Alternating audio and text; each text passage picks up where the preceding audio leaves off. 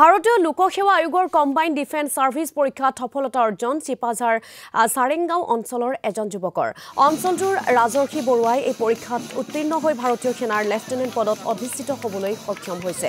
গাঁওখনলৈ সুনাম কঢ়িয়াই অনা ৰাজৰ্ষি বৰুৱাক বিশেষভাৱে আদৰণি জনাইছে গাঁওবাসীয়ে আৰু এই সন্দৰ্ভত এক প্ৰতিবেদন আছে আমাৰ সাংবাদিক মনোজালীৰ এটা প্ৰত্যন্ত অঞ্চলৰ পৰা সৰ্বভাৰতীয় পৰ্যায়ৰ পৰীক্ষাত অৱতীৰ্ণ হৈ ইতিমধ্যে ভাৰতীয় সেনা বাহিনীত চাকৰি লাভ কৰিবলৈ সক্ষম হৈছে এগৰাকী বিশেষ যুৱকে মই দেখুৱাইছো দৰং ওদালগুৰি জিলাৰ এটা বিশেষ অঞ্চলৰ এগৰাকী যুৱক যিয়ে আসলতে সৰ্বভাৰতীয় পৰ্যায়ৰ পৰীক্ষাত অৱতীৰ্ণ হৈ তেওঁ ইতিমধ্যে যে ভাৰতীয় সেনা বাহিনীত তেওঁ এনে ধৰণে যোগদান লাভ কৰিবলৈ সক্ষম হৈছে মই দেখুৱাইছো এই যুৱকগৰাকীক আৰু ৰাজৰ্ষি বৰুৱা যিয়ে আসলতে এনে ধৰণৰ পৰীক্ষাত অৱতীৰ্ণ হৈ এই গাঁওখনলৈ এক গৌৰৱৰ অধ্যায় সুনিশ্চিত কৰিছে আমি কথা পাতিম শুভেচ্ছা জ্ঞাপন কৰিছো কেনে ধৰণে আসলতে এই পৰীক্ষাটোত অৱতীৰ্ণ হ'বলৈ তুমি প্ৰস্তুতি চলাইছিলা হয় প্ৰথমতে আপোনালোকক ধন্যবাদ জনাইছো এইটো পৰীক্ষাৰ কাৰণে মই বহুত বছৰ কষ্ট কৰিলো 4-5 বছৰ মান কৰিলো তাৰ পিছত লাহে লাহে শিকিলো বহুত কথা শিকিলো ফাৰ্ষ্টতে গম পোৱা নাছিলো তাৰ পাছত গম পালো যে এনেকৈ ইউপিএসসি কণ্ডাক্ট কৰে সিডিএস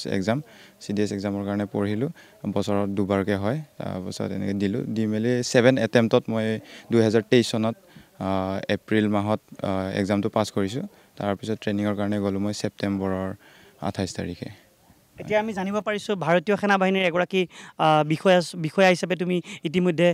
প্ৰশিক্ষণ গ্ৰহণ কৰিছা আৰু তোমাৰ পদবীটো কেনেকুৱা ধৰণৰ হ'ব হয় মোৰ পদবীটো হ'ল লেফটেনেণ্ট ৰাজৰ্ষি বৰুৱা মোৰ নাম হয় তাৰ পিছত মোৰ